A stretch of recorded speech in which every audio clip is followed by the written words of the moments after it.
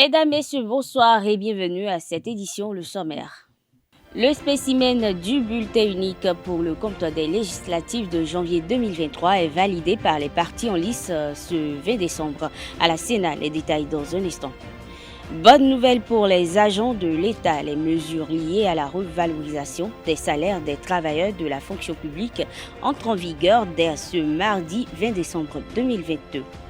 790 milliards de recettes fiscales ont été mobilisées à fin 2022. Le directeur général des impôts, Nicolas Yenoussi, l'a fait savoir au cours d'un entretien.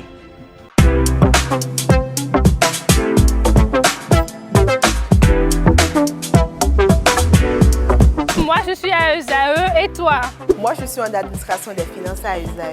Moi, je suis en diplomatie et relations internationales à ESAE. Moi, je suis en journalisme à ESAE. Émission ici, c'est ESAE. Moi, je suis en communication marketing à ESAE. Moi, je suis en droit à ESAE. Moi, je suis en gestion des ressources humaines à ESAE. Moi, je suis en gestion des marchés publics à ESAE. Moi, je suis en administration du travail et de la sécurité sociale à ESAE. Moi, je suis en sciences économiques à ESAE. Moi, je suis en banque finance à ESAE. Moi, je suis en administration générale à ESAE. Moi, je suis en audit et contrôle de gestion à ESAE. Moi, je suis en sciences juridiques à ESAE. Moi, je suis en administration générale et territoriale à ESAE. Moi, je suis en transport logistique à ESAE. Moi, je suis en gestion des projets à ESAE. Rejoignez-moi, c'est la meilleure université. Nous sommes à ESAE. Rejoignez-nous. À ESAE, l'excellence a un an.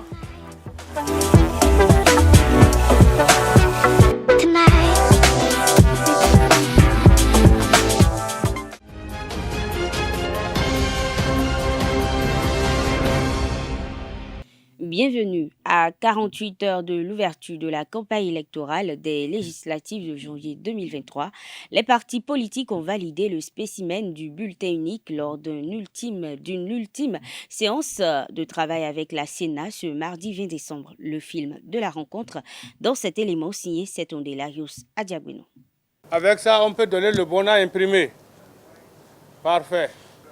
Voilà, on vous présente le nouveau spécimen. La Sénat et les 7 partis politiques viennent ainsi de s'accorder sur le spécimen du bulletin unique des législatives du 8 janvier 2023. Le modèle définitif intègre les observations faites lors de la séance du 15 décembre 2022. Nous sommes à 48 heures donc, du lancement de la campagne électorale et on attendait depuis que la Sénat puisse nous appeler, que nous puissions valider ensemble le spécimen, ce qui est fait aujourd'hui. L'observation générale de tous les partis politiques, l'observation a été prise en compte, corrigée. En ce qui concerne le logo de chaque parti politique, je pense quand même que nous sommes tous satisfaits.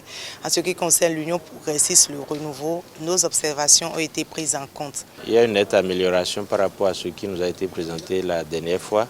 En l'état, c'est acceptable par nos militants et on peut commencer. Ceci nous permet d'avancer à grands pas vers ces joutes électorales avec foi et détermination, comme j'ai eu du plaisir à le dire, et vers sa destinée. La commission électorale met à disposition des partis la version numérique du spécimen.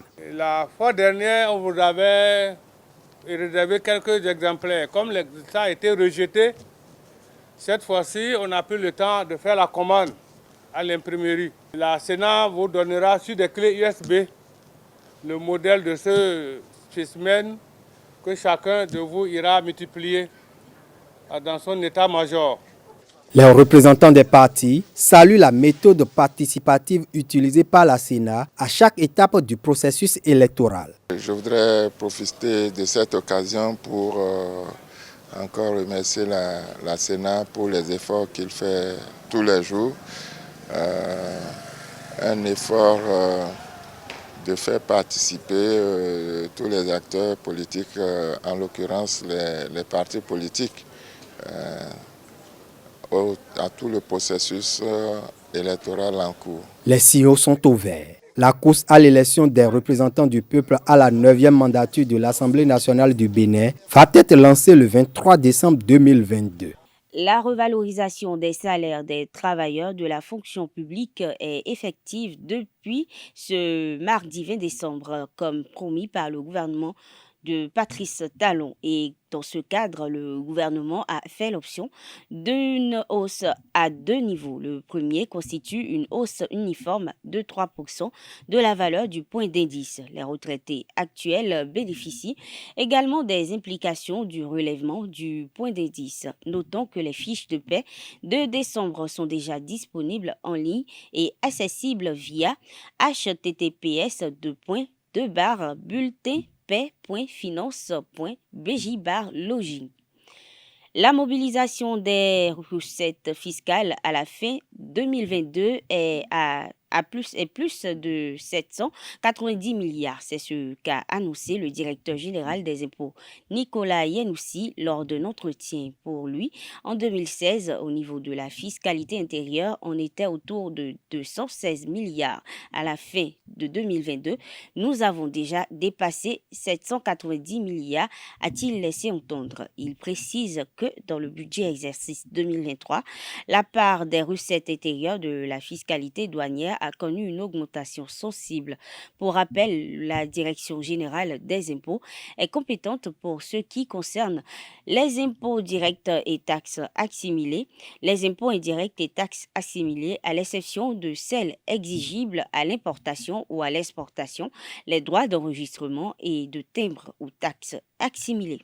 Procimex France a lancé ce 20 décembre 2022 à Azalaï, hôtel de la plage, la première session de formation technologique et certifiante en cybersécurité. Le reportage est signé Carles Kitome, Ulrich Amegonkwe.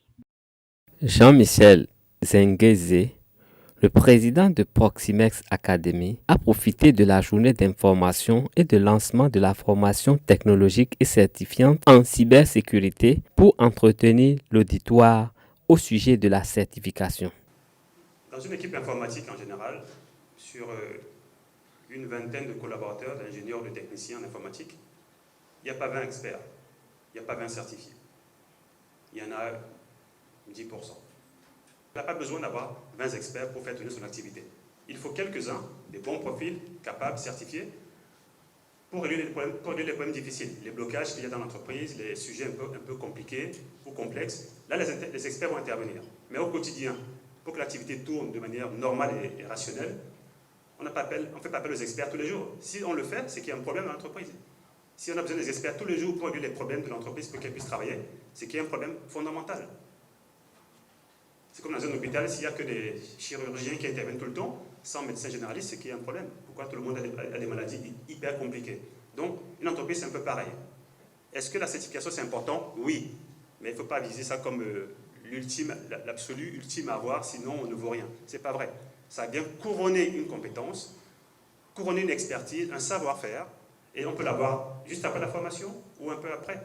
Jacques Edro-Quinto, le directeur du centre d'études à distance, quant à lui, a fait la différence entre le diplôme et la certification. Le diplôme, vous l'avez après un cursus universitaire ou après une formation. Et ça vous permet de dire, je suis diplômé, docteur en économie, j'ai ma maîtrise en ceci, j'ai mon DEA en ça. Et vous le gardez pendant toute votre vie. La certification, c'est un peu différent. La certification, c'est une acquisition de compétences sur des points précis de votre parcours ou de votre formation. La certification a une durée de vie. Il faut qu'on se dise la vérité. Lorsque vous faites le TOEFL, pour aller aux États-Unis, pour aller en France, la durée de vie de TOEFL, c'est 2 ans. Lorsque vous faites le CCNA, que Cisco offre, si vous ne pratiquez plus, vous n'avez plus les compétences dans le domaine. Vous avez un papier, mais qui n'a plus de raison d'être. Je fais cette nuance pour que les uns et les autres comprennent que quand on a un certificat, ce n'est pas à vie.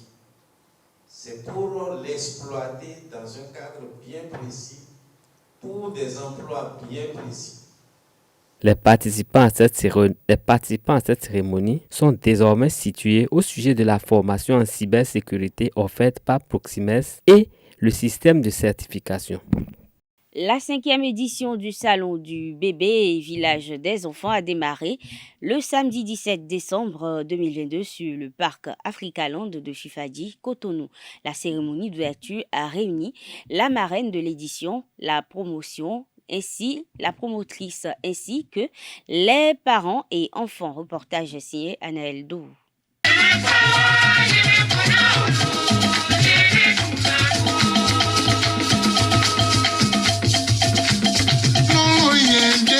C'est dans cette ambiance que la 5e édition du Salon du bébé et village des enfants s'ouvre. Danse et animation ont meublé cette ouverture. Cette année, plusieurs innovations sont à noter, notamment le grand marché de Noël, le village gourmand, le village des jeux, les concerts, mais également les ateliers pour les enfants. Au Salon du bébé et du village des enfants, il y a plein d'ateliers qui sont prévus pour les enfants. Nous avons entre autres l'atelier peinture, l'atelier dessin, l'atelier accessoires de paille, mais également l'atelier déco de Noël et l'atelier origami. Donc moi je suis tata fée des enfants et je donne l'atelier de l'origami.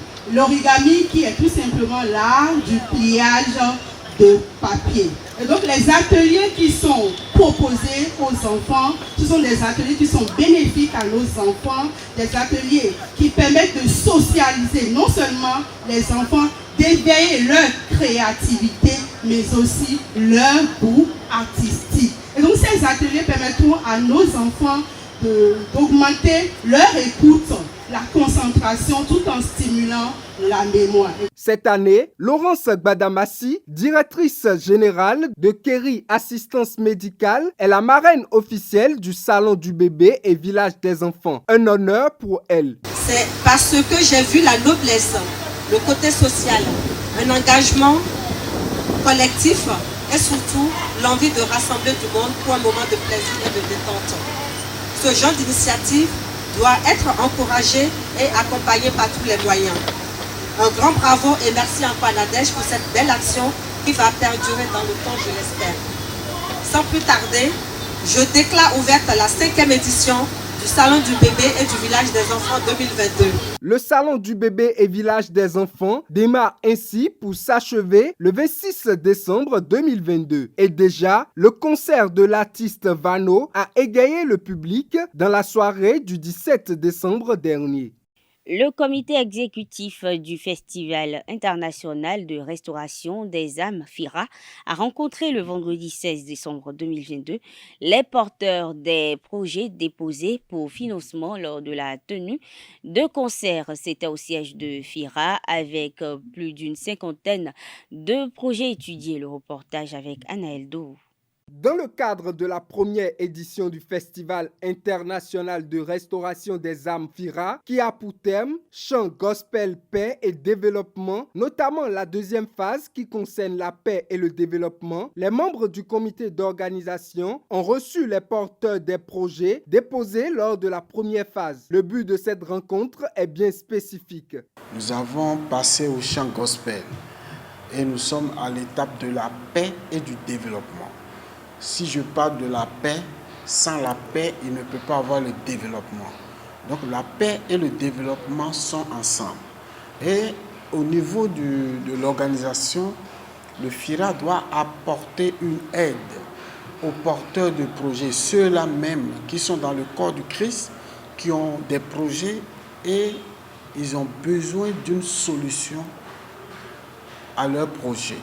Les partenaires qui soutiennent cette initiative certifient la qualité des projets déposés. Déjà, nous pouvons dire que ce sont des projets innovants, des projets créatifs qu'il faut encourager pour le développement de la nation.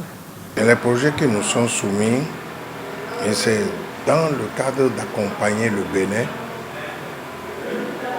dans son plan de développement surtout. Et du coup, ça change la destinée de ce pays. Pour ces porteurs de projets, c'est une opportunité à ne pas rater. C'est une opportunité immense. Les financements sont là, des structures compétentes pour accompagner les gens du début jusqu'à la fin sont là pour l'effectivité de la mise en œuvre de ces projets. La mise en œuvre de ces projets, vous savez combien de problèmes ça résout? C'est beaucoup de personnes sans emploi qui seront employées. C'est plein de poches de pauvreté qui seront fermées. Moi, je dis gloire à Dieu. FIRA entre ainsi dans sa dernière ligne droite. Après étude de leur dossier, les porteurs de projets pourront entrer en possession de leur financement. Les lauréats des trophées JP Sport meilleur personnage sportif de l'année 2022 ont reçu le prix au cours de l'émission Cap Sport Week-end du dimanche 18 décembre dernier. Ziadat Akadiri, pogiste internationale béninoise désignée meilleure sportive de la 6e édition, et Blaise Adonkbo de la télévision, vainqueur de la catégorie Homme des médias, étaient les deux présents dans les studios Thomas et Prased Bouya de la radio Cap FM. Ils ont exprimé leur joie au micro de Setodé Larius Adjagoun. Cela vient montrer clairement que voilà, on travaille et qu'il y a des gens qui nous suivent et qui voilà, sont dans l'ombre et qui voient quand même que à celui-là, il mérite qu'on puisse l'accompagner et qu'on puisse vraiment rester derrière lui pour lui dire, jeune homme, voilà, tu fais bien, continue de faire, on te donne ce trophée pour te récompenser. Je suis très heureux, très content et je veux dédier ce trophée à l'ensemble de la division des sports de l'ORTB, de la télévision nationale, également surtout au chef de division sport de la télévision nationale, William Bassabi. C'est lui qui m'a mis en premier en lumière sur les écrans de la télévision nationale. C'est lui qui a pris le risque de me mettre sur les écrans.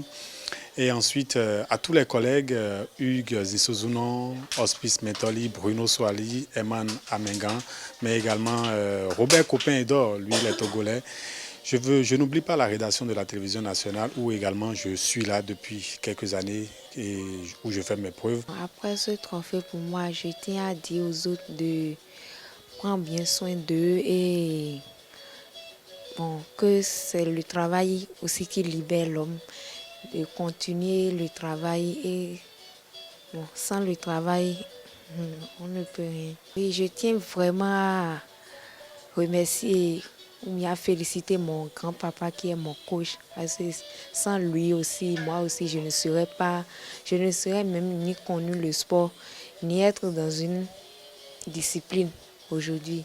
Les autres lauréats de cette 6e édition des trophées JP Sport meilleur personnage sportif vont recevoir le prix courant le mois de janvier 2023. René-José Sagbo, promoteur de cette récompense, a rappelé le processus de cette année et a annoncé les dates de prochaines cérémonies de remise. Il faut dire que nous sommes partis d'abord dans un premier temps début décembre avec la publication de la liste des nominés. Et ensuite, pendant 3 semaines, nous avons permis aux lecteurs et hommes de médias de pouvoir effectuer un choix sur la liste des nominés. Ils étaient 32, 10 au niveau de la catégorie sportive, 10 au niveau des dirigeants et 12 au niveau des hommes de médias. Ensuite, nous avons effectué les calculs suite au vote et nous avons dégagé la shortlist de 3 par catégorie. Et il s'en est suivi la liste des lauréats qui ont été proclamés. Voilà un peu le processus. Aujourd'hui, c'est un soulagement parce que au niveau du comité d'organisation, depuis pratiquement le 6 novembre que nous avons rendu public la liste des lauréats, il fallait maintenant tout de suite vite fait pour remettre les trophées. Et aujourd'hui, c'est un premier soulagement parce que c'est déjà les lauréats au niveau des catégories. Et ensuite, ça va être conformément à l'article 6 de notre règlement officiel, les 2e et 3e de chaque catégorie et les lauréats au niveau des attestations de reconnaissance et de mérite. Donc, dans la zone méridionale, ça serait le 21 janvier. Et ensuite, dans la zone du Nord, ça serait le 28 janvier du côté de Parakou. Voilà. La 7e édition va démarrer début septembre 2023. Et déjà, à partir du 1er janvier, le comité se remet au travail pour observer les acteurs au niveau de toutes les disciplines et les hommes de médias. Et déjà, fin août, ils déposent un premier rapport. Et le travail se fait au niveau de la commission. C'est vrai que cette année, vu le calendrier, nous avons démarré début septembre, nous avons rendu public aux alentours du 9 les nominés. Ça va certainement être comme ça en fonction du calendrier l'année prochaine. Donc à la fin du mois d'août, le comité dépose déjà son rapport et on se remet au travail pour rendre public la liste des nominés. Voilà. Les Dragons de Louémé ont affronté le samedi 17 décembre dernier l'association sportive de la vallée de Louémé ASVO au stade Charles de Gaulle de Porto-Novo. Cette rencontre comptant pour la 9e journée de la Ligue Pro dans la zone D s'est soldée sur le score nul et vierge de 0 but partout. Reportage Anaël Do. Match nul et vierge entre les Dragons de Louémé et leurs visiteurs, l'association sportive de la vallée de Louémé, ASVO. Les deux formations se partagent les points. Dans une rencontre au premier abord dominée par la formation des Dragons, les bonnes occasions n'ont pas manqué.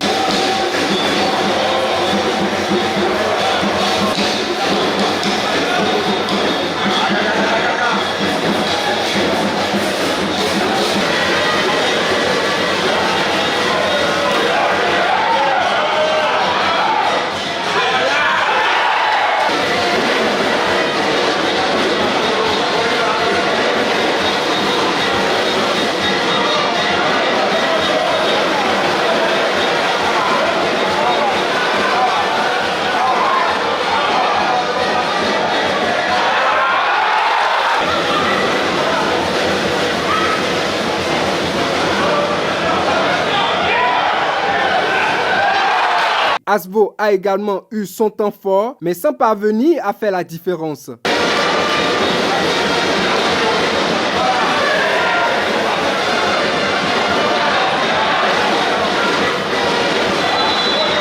Les deux équipes repartent avec un point chacune. Ce résultat permet à ASVO de prendre la 3e place du classement avec 12 points. Les Dragons suivent avec 11 points, mais à la 6e place dans la zone D.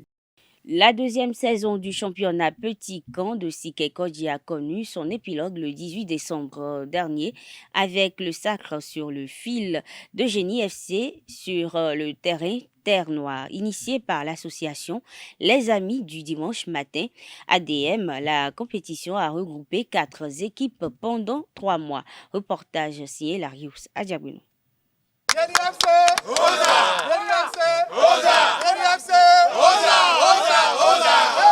Génie FC trône sur la saison 2 du championnat Petit Camp de Sikekodji. Ulrich Kodo et ses coéquipiers ont coiffé sur le fil Expérience FC grâce à une remontada dans ce tournoi linéaire. Nos adversaires étaient à 2 points de nous avant cette dernière journée. Et nous avons su maintenir le cap, comme je l'ai dit. Nous avons bataillé dur, nous avons essayé de créer un esprit de cohésion entre nous. C'est ça qui a payé. Nous avons eu les 3 points aujourd'hui, ce qui fait que nous les avons dévancés d'1 point. À 6 journées, on était à 2 points. On n'avait eu que au moins 3 défaites comme ça. Mais nous avons su garder le cap. Nous avons pu maintenir les coéquipiers en avant. Et c'est ça qui nous a permis de pouvoir être plus soudés et aujourd'hui de pouvoir remporter le titre de la saison 2 de notre championnat. Battu 0 but contre 1 au terme de l'ultime journée de la compétition, les joueurs d'Expérience FC espèrent rebondir lors de la prochaine édition. Nous étions très concentrés, mais malheureusement, on a marqué un but contre notre camp. Peut-être que c'est la concentration qui était un peu trop.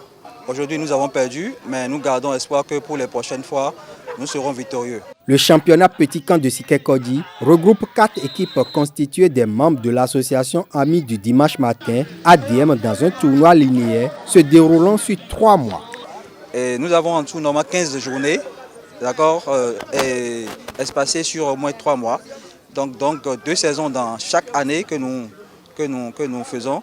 Un peu partout à Cotonou et tout, c'est juste des jeunes qui se rencontrent le matin pour jouer et puis repartir à la maison. Aujourd'hui, nous, on a décidé de faire ça autrement.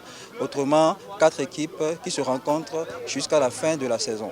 Et puis, c'est des points cumulés. Pour cette finale que vous êtes en train de voir, c'est une décision qu'on a prise à la dernière minute parce que on ne voulait pas que ça se passe simplement. On a voulu que les 2 premières équipes se rencontrent pour qu'à la fin, ce soit un enjeu de taille. Cette deuxième édition s'est déroulée sans anicroche. Le président d'honneur du groupe ADM s'en réjouit. J'adore le football. Le football, ça fait réunir. Je remercie Dieu pour que la séance s'est bien passée et personne n'est blessé. Parce que le football, c'est à tout un fair play. Et je remercie le président et je remercie toute l'équipe qui a participé à ce tournoi. Le premier citoyen du quartier Fillon dans le 7e arrondissement de Cotonou promet prendre une part active dans l'organisation de la prochaine édition. Je serai aussi de la partie parce que ces jeunes, c'est mes enfants. C'est mes enfants. Moi, j'ai joué ici, on appelle le terrain Sofra. Ici, c'est terrain Sofra et non terre noire. Satan FC complète le podium de la saison 2 du championnat Petit Camp de Sikekodji. Ezekiel Olo a terminé meilleur buteur de cette édition avec 9 réalisations. Le tournoi interrégional junior de tennis de table dénommé Blaise Soglo a eu lieu le samedi 17 décembre dernier au Hall des Arts, Loisirs et Sports de Cotonou. Une compétition organisée par la Fédération béninoise de tennis de table a vu le Bénin monter sur le podium pour les matchs par équipe. Par contre, en individuel, c'est le Togo qui est sacré. Reportage Colombo Oussou.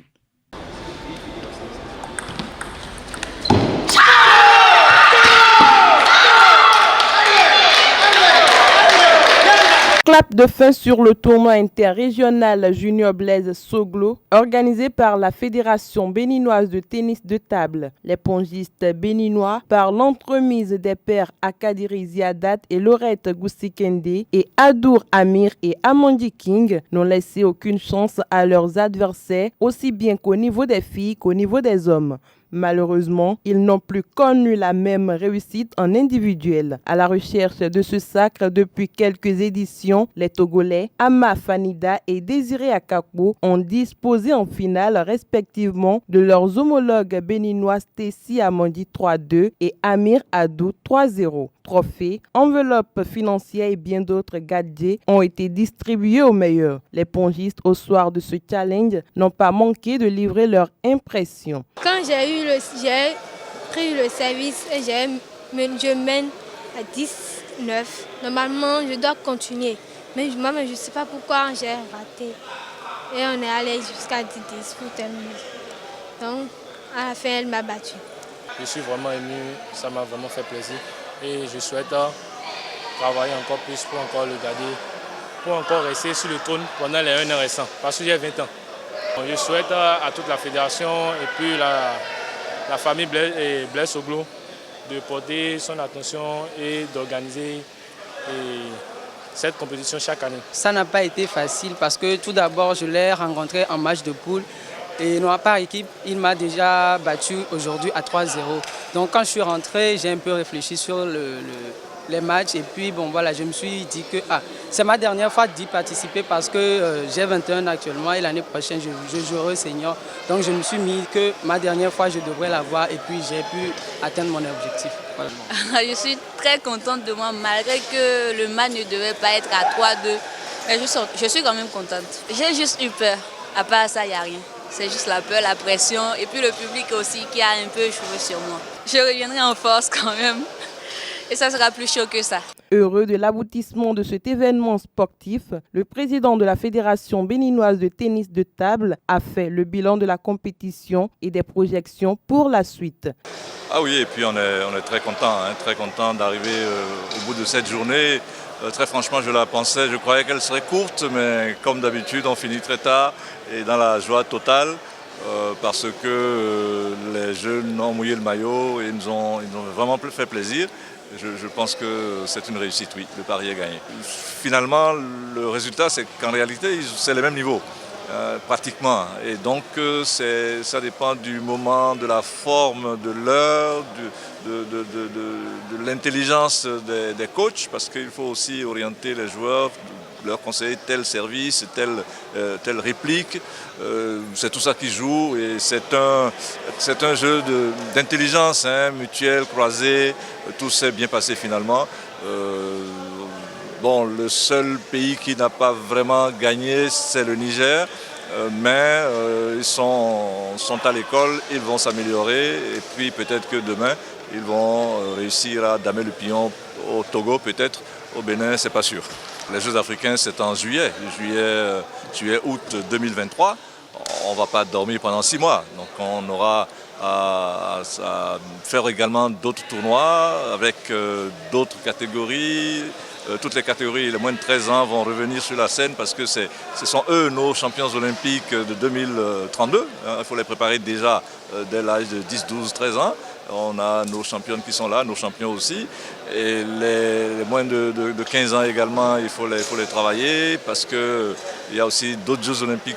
À part Paris 2024, il y a Los Angeles 2028. Donc nous travaillons pour préparer nos athlètes afin qu'ils nous ramènent un jour, très proche j'espère, une médaille olympique. Les rideaux sont tombés sur cette édition. Place maintenant à la prochaine.